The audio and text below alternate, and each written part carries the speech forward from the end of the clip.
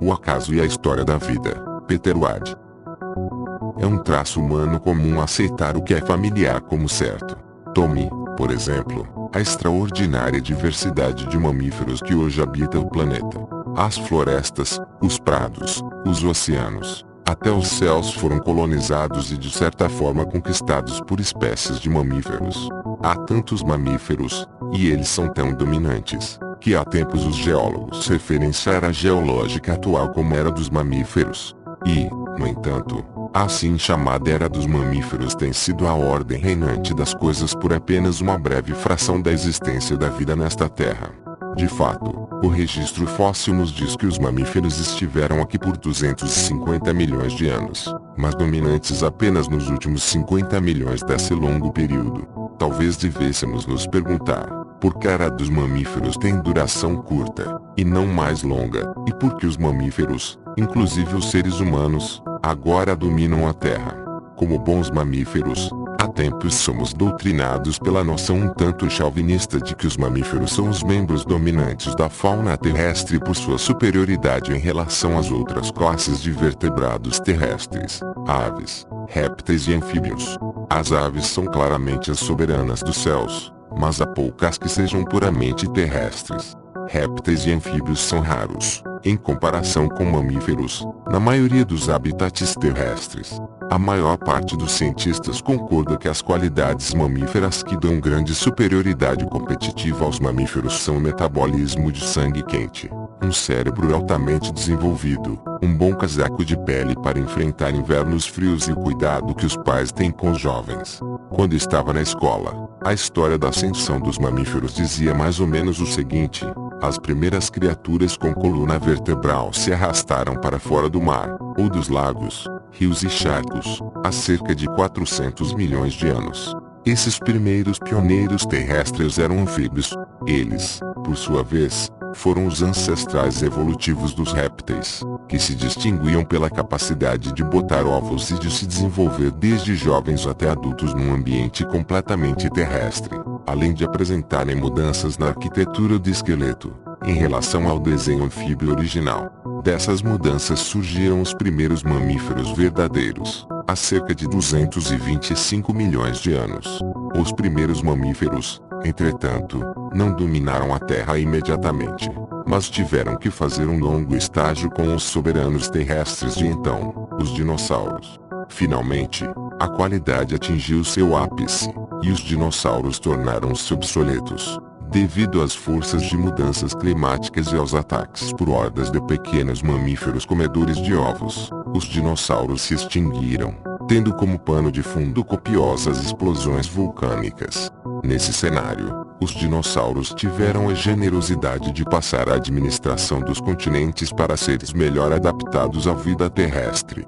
Portanto, os mamíferos hoje controlam a Terra pois são inerentemente superiores do ponto de vista fisiológico e ecológico. Essa, pelo menos, é a história. Mas reexaminemos esse cenário, por meio de um exercício de imaginação paleontológico. Exercícios de imaginação são há tempos um dos exercícios prediletos dos físicos. Albert Einstein nos adorava. Em nosso exercício de imaginação paleontológico, vamos nos divertir tanto quanto qualquer físico. Vamos reintroduzir dinossauros na Califórnia. A beleza dos exercícios de imaginação é que não precisamos nos preocupar com o orçamento. Portanto, não vamos poupar recursos. Façamos uma gigantesca cerca ao redor do condado de Mendocino, na Califórnia. Agora, vamos introduzir uma fauna de dinossauros de 70 milhões de anos, ou do Cretáceo Superior, nesse parque. Vamos chamá-la de Cretaceous Park. Em nosso parque temos grandes dinossauros, como Triceratops, vários dinossauros de bico de pato, alguns saurópodos de pescoço longo, mas como eles tinham quase desaparecido no fim do Cretáceo temos apenas alguns. Vários dinossauros pequenos com nomes impronunciáveis que sempre esqueço e, é claro, alguns grandes carnívoros como o inevitável T-Rex. Como o condado de Mendocino tem algumas florestas do Cretáceo Superior ainda intactas, as sequoias são fósseis vivos, que existem desde a época dos dinossauros. haveria bastante comida familiar para nossos dinossauros herbívoros. Não é só possível, mas também provável que nossos novos imigrantes californianos não apenas sobreviveriam, mas proliferariam. Mas nosso parque não é povoado apenas por dinossauros. Vamos também deixar as populações nativas de mamíferos, como veados, alces, porcos espinhos, linces e uma ou duas sussuaranas. Agora vamos nos afastar por 10.000 anos e deixar essa mistura da era dos répteis e da era dos mamíferos se virar. Quais espécies encontraríamos ao voltar? Venceriam os mamíferos, com seu cuidado parental e sangue quente, levando os dinossauros à extinção numa competição por território e comida? Ou os dinossauros conseguiriam aguentar? Poderia sobrar uma estranha e maravilhosa combinação entre mamíferos e dinossauros? Meu palpite é que os dinossauros não só teriam êxito em competir com os mamíferos por território e alimento, mas poderiam aniquilar a maior parte dos grandes mamíferos, ao longo do tempo. Talvez nossos dinossauros de Mendocino até escapassem de sua prisão californiana e, como os californianos de hoje, se mudassem para lugares mais habitáveis como Seattle ou Pittsburgh, até finalmente dominarem a Terra de novo. Michael Crichton pode estar certo. É melhor mantermos os malditos bichos longe do continente, a qualquer custo. Agora vamos repetir nosso experimento imaginário mais 100 vezes. Seria o conjunto de animais vivos no fim de cada experimento sempre o mesmo? O experimento se repetiria a cada rodada? Acho muito pouco provável. Assim como a história humana, a história da vida é aparentemente suscetível a influências ou efeitos sutis, que se amplificam em mudanças gigantescas com o passar do tempo. Então por que os dinossauros não estão mais por aqui, se eram tão bem adaptados? A resposta é que o acaso, e não o determinismo, regeu o desenrolar da evolução.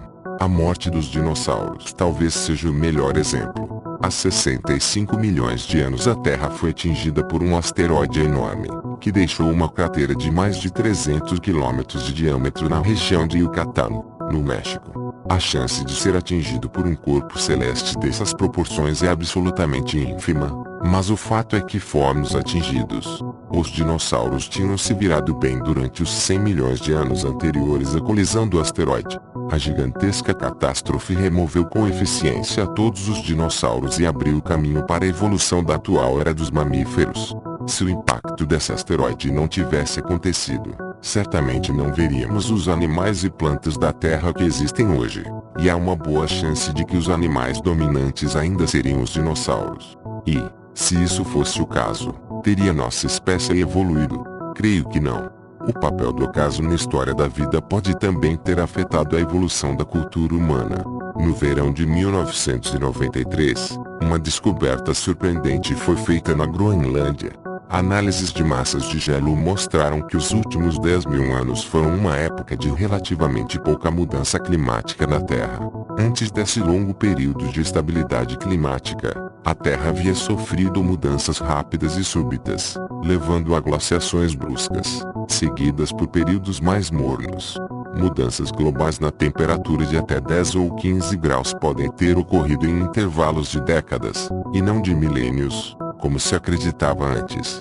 Alguns cientistas, inclusive eu, agora desconfiam que a ascensão da agricultura e da civilização humana é em grande parte o resultado do período de estabilidade climática que estamos experimentando. Nossa espécie esteve na Terra por mais de 100.000 anos, mas apenas nos últimos 5.000 dominamos a agricultura e construímos cidades. O que estávamos fazendo durante os outros 95.000 anos? Éramos iguais aos outros animais, não muito intimidados diante de colossais dinossauros, porém escravos das drásticas oscilações climáticas. Mais uma vez o acaso, na forma de um raro período de estabilidade climática, afetou a história da vida neste planeta. Nossa espécie, agora tão numerosa e aumentando a cada dia, certamente afetará a biota de nosso planeta tão severamente quanto o grande asteroide que eliminou os dinossauros. Nós, humanos, somos sem dúvida um resultado do acaso, que certamente trará um fim à era dos mamíferos como a conhecemos. A ironia dessa situação toda é que parece que, quando Deus entrou na era dos mamíferos, deu-se mal. Peter Douglas Ward é professor de Ciências Geológicas e de Zoologia. curador de paleontologia e presidente dos setores de geologia e paleontologia no Burke Museum, University of Washington em Seattle, e professor adjunto no California Institute of Technology em Pasadena. Sua carreira científica tem sido um tanto esquizofrênica, dividida entre estudos do registro fóssil e pesquisas sobre a natureza das comunidades marinhas atuais. Desde que recebeu seu PhD, em 1976, Ward publicou mais de 80 artigos científicos sobre esses assuntos. Atualmente, preside um grupo internacional sobre a extinção do Cretáceo Terciário e foi editor do recentemente publicado Global Catastrophes in Earth History, patrocinado pela National Academy of Science e pela NASA. Ele é conselheiro do Lunar and Planetary Institute, NASA, sobre a extinção no registro geológico. Foi eleito membro da California Academy of Science em 1984 e indicado para a Schuchert Medal, oferecida pela Paleontological Society. Foi recentemente eleito conselheiro sênior na Paleontological Society e está participando da criação de um novo museu de história natural em Seattle, Washington. Ward já escreveu 5 livros, incluindo In Search of Nautilus, On Methuselah Illy, Time of Evolution. Os 2 últimos foram indicados para o Los Angeles Times Book Prize, categoria de ciência. On Methuselah Illy também recebeu o Golden Trilobite Award da Paleontological Society como o melhor livro de divulgação de 1992.